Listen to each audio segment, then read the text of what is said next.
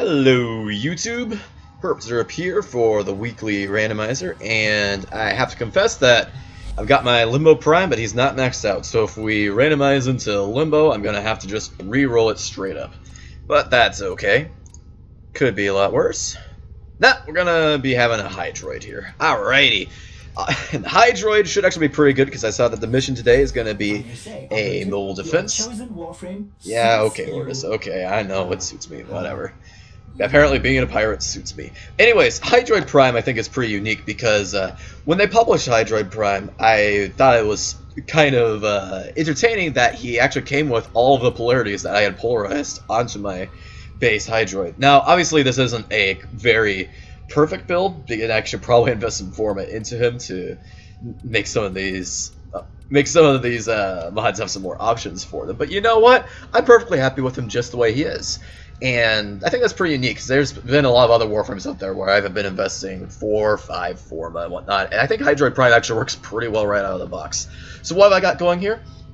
Well, first of all, I've got double augments, and this is probably why my build actually works without any format on it, is because I'm going with the double augments here. So we've got Corroding Barrage so that you can use his barrage to shred through armor, and we've got Curative Undertow so that Hydroid can heal himself when he's in his pool, which is pretty important because this build is designed to be sort of a semi-tank build, shall we say.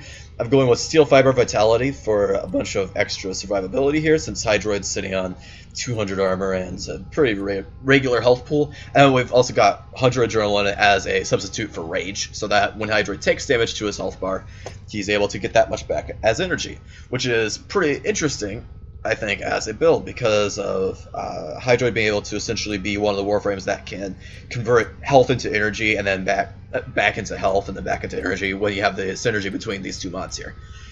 Now, beyond that, we've got to do a little bit of something to make sure that Hydroid's abilities are able to actually function a bit better, and because of this being essentially just an off-tank build, I'm going to go ahead and just make sure that they can cover a larger area with stretch, that they last a longer time with continuity, and so that gives them better crowd control. And finally, we got Streamline stuck in here just to make sure that the build can have a touch more ability efficiency. And between continuity and Streamline, you can keep the Undertow ability channeled for a reasonably long time.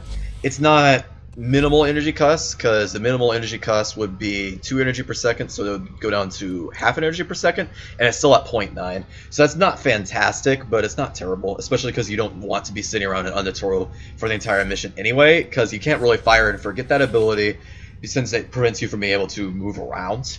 Prevents you from being able to move around, prevents you from being able to shoot your weapons. The only thing you can really do is cast Hydroid's abilities from within Undertow, and that's not usually effective unless you have a full squad, which we're not going to have here. Beyond that, of course, Corrosive Projection to stack with the Corroding Barrage, shred armor even faster, and Handspring. Hydroid is really fantastic at dealing with Grineer with this loadout, just because Corroding Barrage shreds off armor really fast, and not everyone knows, but Hydroid's ultimate, the Tentacle Swarm, actually is able to deal finisher damage over time. It's not very much damage, especially because I'm not bringing very much power strength, but it still means that against high-level Grineer, Hydroid's abilities actually deal a very, very relevant amount of damage. You combine those facts with the fact that Undertow deals % health damage, and Hydroid just becomes a menace for armored enemies. And that's kind of why I'm not really bothering to go for ability scaling. You know, if I really wanted to make sure that Hydroid was having abilities that scaled harder, I would stack some power strength, and I would also probably go after something like Quick Thinking, just to work with Hydroid's reasonably large energy pool, and I'll grab something like Pilfering Swarm here so I can get additional loot drops. But I haven't bothered to build any of my secondary builds into a loadout like that, because, like I said, this was the build I was running on my old Hydroid, and it's pretty effective even without any format, and those are the builds would require some format. So there's that. Now, as for the rest of these mods, I really enjoy all 3 of these weapons that I rolled, and of course my Shady, which is probably my favorite Sentinel. So let's talk about the Ferrox first of all. Now the Ferrox I find to function pretty similarly to a bow weapon in how you build it and how you can expect its damage to work, and that it's got a very short charge time. You know, if you were to take off this Vile Acceleration that I've got sitting around to increase the charge speed, the charge time is about 0.50, which is really similar to a bow type weapon. And then it's also got a lot of crit, and it's got a lot of base damage per shot. In fact, the base damage per shot is roughly similar to what you would get on your average bow, sitting around 300 to 400. So it's pretty similar, honestly. The only downside being that it's got an alarming noise to it, so you can't take it into stealth mission. But the upside being that it's got that throw mechanic where if you want to, you can be pinning enemies down with the Ferrox and use it to hold them in place and whatnot. Now, there's one other downside, of course, that is the reduced accuracy. Most bows have 100% accuracy, but they also have some damage fall off. By damage fall off, I mean actually not damage falling off per se. I mean projectile fall off, where the bow itself will have the arrows drop over time. Whereas the Ferrox is going to be not 100% accurate, but it's gotten essentially no projectile range considerations. So that's always nice. In other words, what am I going to talk about here? I want to talk about this Ferrox ribbon I've got here. And with Fortuna being released very recently, this past week in fact, I mean, I would love to go out on Fortuna and talk about all the new meta changes that are happening there, but we're just going to talk about the ribbon mods that had their dispositions change with this patch. And Digital Extremes didn't reveal that they were going to be changing ribbon dispositions, which I'm super happy about. But apparently the Ferrox was one of the few winners of the wave of alterations, because I'm noticing that this is even more raw damage than I'm used to seeing on my Ferrox ribbon. So I've got here cold critical damage, more crit chance, more critical damage, more critical damage. Like, this weapon that I've built here has just an insane 12 times critical multiplier. Now the hammer shot I'm not 100% sold on. What I've actually got going here is primed cryo rounds to stack with the cold damage I've got on the Ferrox ribbon. So what I've got going here is a huge amount of cold damage, and I find that cold isn't really useful to slap other elemental types on. Like, the only other thing I would consider for this build would be Malignant Force to swap that cold into viral. But that doesn't really have too huge of an impact on the status chance. It doesn't really have too huge of an impact on the weapon's overall damage output. As you can see, losing some of the critical damage in exchange for gaining some of the base damage here, the difference is pretty minimal. So I'm just going to go with Hammer Shot just for the memes of having a 12.5 times critical multiplier there. Like I said, Vital Acceleration, because it functions like a bow, so you want to increase the charge speed to make sure that the refire time in between shots is less, and to make sure that you don't have to charge it as long and keep the your reticle on the enemies as long. And then, of course, multi-shot base damage. Generic stuff. Pretty powerful weapon in my eyes, though. Pretty powerful weapon. Now, the Spira does have some projectile fall-off, which is the main reason why you see people not using this weapon. That and the fact that the projectiles, while having 100% accuracy, they actually are always offset from your aiming reticle by a specific amount, and it follows a little triangular pattern around the center of the cursor, so it really shouldn't be listed as having 100% accuracy. But that said, I think that the Spira Prime has an absolutely fantastic set of base stats for itself. Not only does this thing, in terms of its critical stats, it stacks up as being better than the majority of your critical pistols, but it also has a very high fire rate to it, fully automatic, and a pretty high status chance. So, although this is a pretty generic build, like, you know, pistol game at target cracker, hollow point for even more critical damage, multi-shot fire rate, and electricity toxin for some corrosive damage there. Very, very generic stuff. But I find that the Spira Prime is an extremely powerful weapon in a scenario where having a silenced weapon is important, and where you're not trying to fire at enemies from a long enough range that the fact that this weapon has projectiles and they fall off. If that doesn't make a difference, and then the Spira Prime is an amazing weapon, and I would take it over something like the Pantera or the Piranha, or even my beloved Act Magnus any day, and if I needed this silence. Now, the dual Ichors, I have a ribbon on this as well. The ribbon that I'm setting on here is combo duration, base damage, electricity, and in exchange for an inverse maiming strike.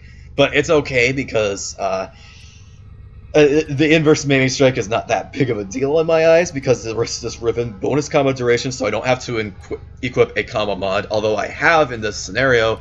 I've got an entire 19 seconds of bonus combo duration, which is pretty silly. It also lets me go ahead and use this weapon without Naramon equipped and still keep up combos very easily. The reason why I have this on, by the way, is just because I was trying to take off Life Strike off of all of my builds. Normally this would have had something like, Life Strike on a lot of its old builds, but you know what? I've got dual Drifting Contact sitting there just because of the D polarity that comes with the dual Ichors. Now, if I really wanted to maximize this weapon's potential, I think I would overwrite that polarity with something like a V polarity, so I could slap in pressure point onto that slot, and then maybe use either Gladiator Might for even more increased critical damage, since this weapon has a huge critical multiplier and a decent crit chance, or Condition Overload, since the Dual Ichors attack very quickly, and they do have a reasonably high status chance, so you can proc Corrosive and Heat in a very quick order. Now, what else we got here? I've got Virulent Scourge combined with the electricity damage on the Ichor, because you have to have an additional elemental to set up with that, since the weapon is base toxin damage. If I just have this Volcanic Edge here, it would go into Radiation Toxin. Always good to know. So I've also got the Volcanic Edge, like I said. So we got Corrosive Heat going on there for my elemental setup. And then Prime Fury, so that we can have very high attack speed right off the bat. 1.68 base attack speed on the weapon is just massive. Blood Rush, because we want to stack up critical chance, because I want to take advantage of a huge critical multiplier. 3.0 times base multiplier of the Ichors works with Organ Shatter to be a rather large number. And of course, finally, base melee damage combined with even more base melee damage here. As you can see, this is dealing 500 plus damage a hit, which is in the vicinity of what you would get with some of your, say, more disappointing heavy weapons. Something like maybe your old-fashioned Skindos and Fraggers and whatnot might be sitting at just a little bit more damage than that. Not much, though. And this weapon, I find, with Swirling Tiger, favorite stance from this kind of thing. I've talked about Swirling Tiger before, how the Winding Claws stance not only triggers automatically just from spamming buttons, usually, but it also has some 5 and 6 time hit combos that rack up your combo counter in a huge hurry. So that is fantastic. Dual Ichors are among my favorite melee weapons in the game. I think the only downside to them is that the base elemental damage means they struggle against units where the corrosive damage doesn't really benefit, but against the Grineer, this should be fantastic. And of course, I've got my Shady here. Finally got hold of Ambush. Ambush is great. I have no problems with this mod. If I remember right, the only thing I had to cut to fit it onto the build was Guardian, and that's not a really big deal because the vast majority of Warframes don't really care about Guardian, you know? The only situation, actually, where this mod becomes really helpful is specifically hijack missions. I find having a shield regeneration mod on Sentinels becomes super useful in hijack missions so that the Sentinel can refresh your shields from being fully depleted and get you running on the get the hijack target running again. I'm not even going to talk about the rest of the Sentinel build though, because that's all generic stuff and I've shown it off before. Anyways, wait, I'm not in a public, am I? No, we're good. Friends only. Yeah, Sargas, I can hear you yelling about how you don't want me to be defending your place. Now it'll be interesting here because the Grineer are gaining bonus impact damage in this mission. Whew. And a lot of Grineer weapons do deal base impact damage. Things like the Kraken, the Rakata, that kind of stuff. So I'm going to probably have to lean into my tank stats pretty hard here. But I'm pretty confident that the weapon loadouts are reasonable, and this is a reasonable Warframe. Hydroid is good at crowd control, and he's reasonably tanky, so this should be fine. I find that Hydroid, in fact, is really good for missions like this, where you need a Warframe that is exceptionally tanky. Where they at? You need a Warframe that is reasonably tanky, and you need a Warframe that can perform a decent amount of crowd control. Hydroid does a great job of fulfilling both those roles. Doesn't necessarily do much else for a mission, but in terms of being able to crowd control against enemies and being able to face tank reasonably high amounts of damage, Hydroid is excellent. Also, this silence pistol, or the Spira throwing knives, is doing great for me. I mentioned that the weapon shoots in an odd little off-center pattern. Here's what I mean. It actually isn't really showing that anymore. They may have actually improved the Spira. The base Spira I know used to do it. I don't know about the Prime though. See, there's some throwing knives that don't have that throwing pattern. The Despair, for example, is always straight down the center. Now you can see if I throw it a longer distance though. Yeah, there it goes. However so often, if you throw it over a longer distance, you can see how every so often they're throwing off to the right, and how there's some split in the multi-shot of the weapon there, even though the individual knives are supposed to have 100% accuracy. Like the multi-shot is actually having some horizontal variation to it there.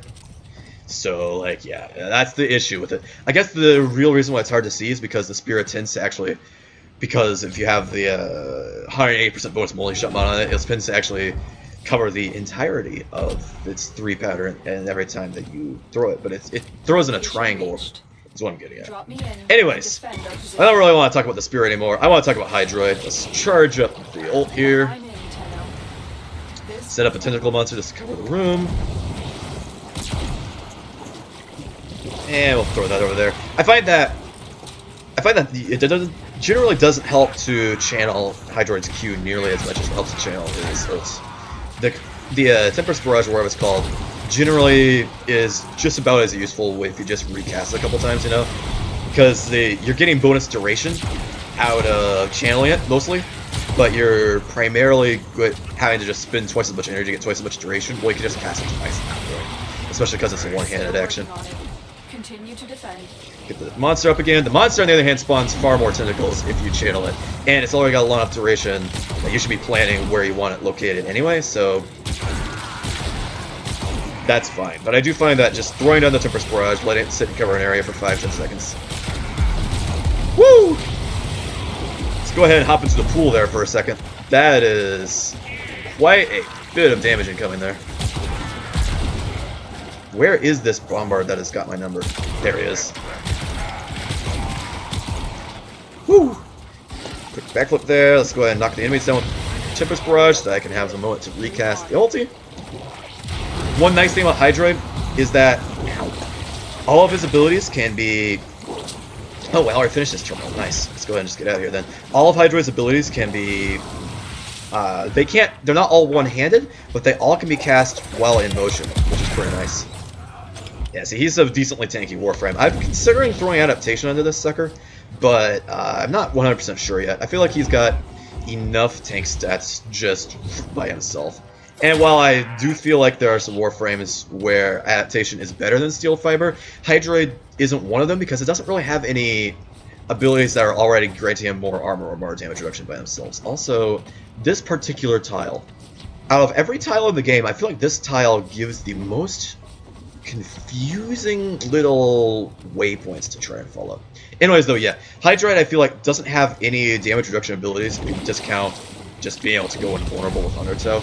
And I don't really feel like it makes sense to go with Adaptation on him as much as it makes sense to go for raw armor, because at the point where you're sitting at just wanting to rely on your base stats to face tank something, Adaptation isn't as strong at making sure that you don't get one shot, you know, because the initial instances of damage that are hitting you are going to be at 100% DPS, and that's not as good as just sitting and having more armor, even though it's only 200 armor in this case, 225, something like that. Alright, spawn a tentacle monster to cover the room, make sure people can't get up on this platform with me. So I cover that door right there. Hydroid is very tactical. I find that he's got some similarities to Vabin in that he can use his abilities to cover areas of the map that aren't even directly on top of him. And that makes him pretty strong, and underutilized, certainly. Ow. Where are these guys? Nah, that was 2 or 3 melee hits. Should have lasted quite a while. The super combo counter there. Really, I just am using that ribbon for bonus melee damage, bonus electricity. It's really excellent in terms of the raw base damage that it grants to the weapon. I do have a bad habit of entering a melee combo with dual swords with a spin attack, which is kind of a problem since I have multiple dual swords ribbons that have inverse spin attack crit, but that's okay. Hurts a little bit. Let's just grab that guy, bring him over here for a moment. That's the entire point of this build, is you're very survivable with a build like this. I'm going to re-channel this. There we go. Always a good idea to have the Tentacle Swarm start getting channeled a moment early, just because it does take a second to charge it up, so you're fine to just plan ahead on that one. I have, as you can see, played probably far too much Hydroid for my own good. And this sucker does not want to go anywhere. Where is this hitbox? Where is this hitbox? Not one of those is hitting. Well, whatever. Let's get to moving.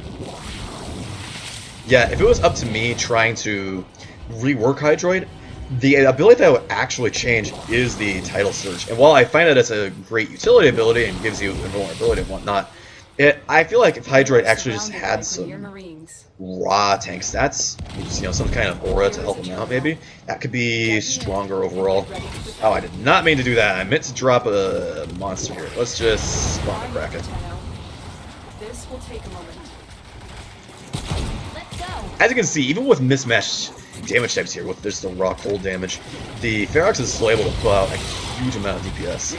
Also, as you can see, I told you about the damage numbers being specifically finisher damage on the ult. As you can see, even when the enemies are having their armor corroded off them by the corroding barrage, the 200 damage per second is not changing in any way. That's because it's ignoring their armor completely. Oh, gotta rechannel this. Yeah, let's see if I can position it a little closer over here to keep enemies from jumping up from down below. Because it's kind of hard to cover that area, you know, you can't really shoot down very easily. This tile. One-handed action. So I can be channeling the shots. Now, the annoying thing about this is that it actually fires on full charge. The Ferrox does, rather than being able to hold it and firing it on release. That's a bit of a downside to the weapon compared to your average bow and arrow. But the DPS on this is great. And, oh god, running out of crowd control abilities right there. Going to just spam that stuff out, trying to cover the system for a couple more seconds. Like I was going to say, anyways, and you can throw it. Mission complete. Not that throwing is that useful. Oh, come on. What am I running into there? Just want to move closer to my spear. Cover that area with barrage. Enemies aren't really taking much damage from a said barrage. They appear to be taking zeros because it's base impact damage or whatever, but that's okay. That's right. I think a throwing barrage even is impact damage that is just having the corrosive stats attached to it by that augment. Ow. That reload finish while I'm in the pool. That's a cute little thing you can do. Alrighty! There we go! So that is how I build and play my Hydroid. Like I said, if you wanted to build Hydroid with more emphasis on his abilities and as a crowd control frame, then I feel like that is all that much power to you, but honestly, he's survivable enough with the ability to go into his pool and heal back up that I find that this kind of semi-tank build is what I prefer for my own personal playstyle. Anyways, that's been the Weekly Monday Randomizer. There's my Hydroid, and I hope y'all enjoy it. Herp signing off.